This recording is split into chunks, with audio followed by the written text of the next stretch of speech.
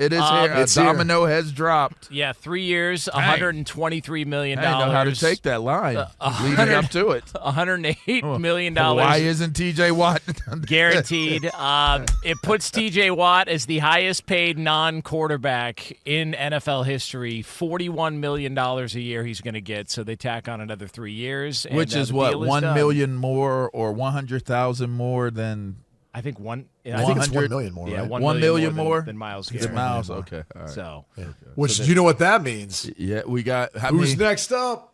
You got to believe Say that. his name, LaVar. Yeah, you got to Hutchinson. believe because I don't think Hendrickson is going to get that type of contract. So I don't think Dallas has to wait anymore. Like now Micah Parsons can get his deal done. Thanks, Captain Obvious. But now the question. Who did that? Now I think the question now becomes: is it like 41.1 or 41? No, I bet he gets $1 million more. You think $1 million more? Those are rookie numbers. Okay, so do you think the Bengals, in seeing this deal, looked at it and were like, "That's awesome"? Like literally, not even a thought. Like I think the we'll Bengals never go near that number. That's absolutely true. That's cool. Hold on. Sweet They're deal. not going near there. LaVar, actually, and you backed him on this, Jonas. LaVar made the case yesterday that he thinks Jerry Jones wants to say, "Hey, boys, I'm paying the most defensive play, the most money for the defensive play in the league, the non-quarterback. I'm paying him the most." Yes. That might you guys co-signed on that. That might be a little out of context, though. I mean, I'm not, not saying he's but waiting to say on. that. Well, I just don't think he wants to have to be the one that has to say he did it where he knows he has to. That's all. Well, all I'm saying is the Cincinnati Bengals are the exact opposite. Well, there you go. Yeah. That organization. That we can agree on. To Jonas's point. Yeah, we can what agree was on that? What was that they just drove by? Was that TJ Watt's deal? Yeah, we're not hopping on that. He's like, way to go. We don't use the HOV lane. We'll stay right here in this one. Like they are the Rob Parker of the NFL. Like Rob Parker who brings his own tea bags. Rob Parker. To Super Bowl week, and they're not even like name brand tea bags. They're store brand signature select from Ralph's or Albertsons or Piggly Wiggly. And it's because he doesn't want to spend money on actual tea bags. That's the Cincinnati Bengals. I'm a woman. They have no interest. They have no interest in matching that deal. But all seriousness, if you're Hendrickson, what are you going to do? Like, that's got to be the biggest question here. What is he going to do? Retire? Why would you retire when you know. can make a lot of money? Like, okay, resign to the fact that you're not going to get that money from the Cincinnati Bengals. They're not going to trade him. Do you think they trade him? Who does the trade? Well, they gave him a chance to go seek a trade, and nobody moved. Yeah, nobody budged. Okay, so you don't have the opportunity to go seek a trade. I mean, is it messed up to say at some point you got to say, I'm not going to get this type of money in the market? I'll get as close. He can get into the 30s, right? Yeah, he can get close to it. He can get to the 30s. The tough part about his position now is you would have thought if something was going to happen, it would have happened earlier this year where there's a bit more cap space. Teams are spending a lot of money. But, again, we kind of talk about like deadlines do deals. You always hear that phrase. In this case, look, he's under contract. And it's the last year of his deal. He's scheduled to make, 15.8, as far as his salary this year, which is grossly underpaid considering how productive he's been the past 2 years. But he's 31. And we've keep talking about that age 30 number and what that means for players as they move forward. Greater injury risk, lack of production tends to kind of fall off. So that's that kind of that point in time where teams want to not necessarily have to shell out a ton of money.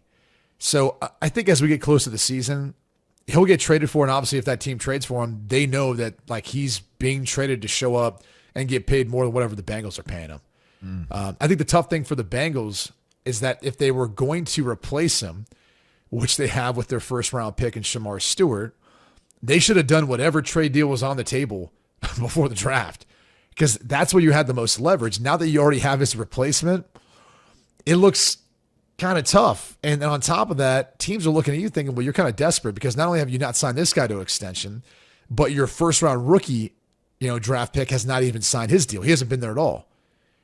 So it becomes a very difficult situation all the way around for Hendrickson, purely because of the size of these deals that the Bengals can't pay. And then the fact of his age and factoring in other pieces of it, and really the Bengals and where they're at, where they don't have to move on from him yet. I mean, and he's under contract, so they can fine him and they can, do whatever they need to do to try to entice him to come back and play under the contract that he's currently playing on. In the same offseason, Max Crosby signed one for $35 million a year, and now we've just seen TJ Watt signed one for 41. It's going to be closer to Max. So we've literally in the same offseason. That was 2 months ago. I honestly speaking, I think Cincinnati's going to try to get it for less than 35. I think it'll be in the 30s, but it's going to be less than 35. It's going to be, what does Hendrickson want to do? But I think that, again, back to the original point, now the stage is set. Now Jerry Jones can go ahead. He knows what he has to pay. He can go to Micah's representation and say, here's the market. Here it is. Let's get the deal done. I wouldn't be surprised if Micah Parsons' deal drops today or in the next couple days. Today, tomorrow, Monday.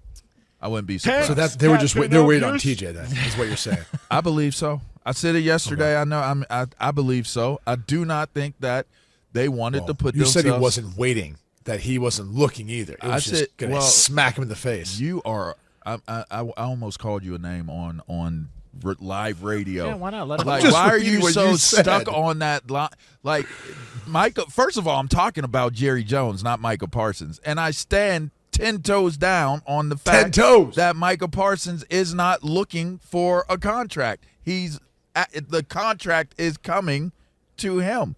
And Jerry Jones was most likely waiting for TJ Watt to get his deal done.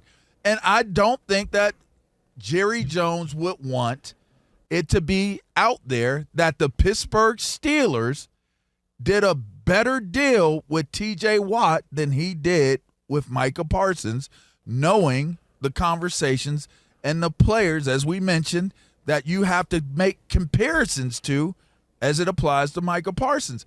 I stand on that.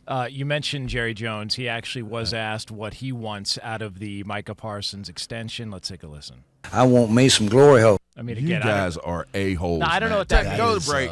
Go to break, man. Y'all, you know what? I don't have the patience to jack with you today. I don't either. I'm with Jerry. Jerry, maybe you and I should do the show. I don't know what that means. So Q wants to keep talking about Micah waiting on a contract. You sitting here talking about Jerry on some glory hole. Y'all acting like my stepbrothers that I want to kick out of the house. The slumber party is over. I don't want y'all here anymore. I'm taking my Sega Genesis. Y'all need to go home, man.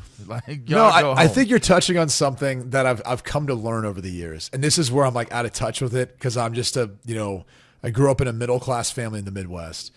Is I know some people who are wealthy, and they will brag about bets they've lost or money they've lost because on of how much things. it is. That they get to say it is. Exactly. So it puts them in a category of oh yeah, and it's okay, and this actually falls in that category. Then, if you're telling me that you think he's going to kind of brag, if you will, about paying Micah Parsons more than any other player in the league, I don't know that he's going to brag about it. I just know that he doesn't want to have to be in a situation where somebody else did a bigger deal for the same position. We know this. Someone eventually will. I don't know who that player is. But we always know that it doesn't need to be at the same time. Right. It doesn't need to be and weeks apart, days apart. I don't think it bothers him if he ends up paying more than he could have 2 months prior. I don't think it bothers him at all. I think I've always thought it's like a fashionably late tax. He's okay with it. Given how cheap you are, that's shocking to hear you say.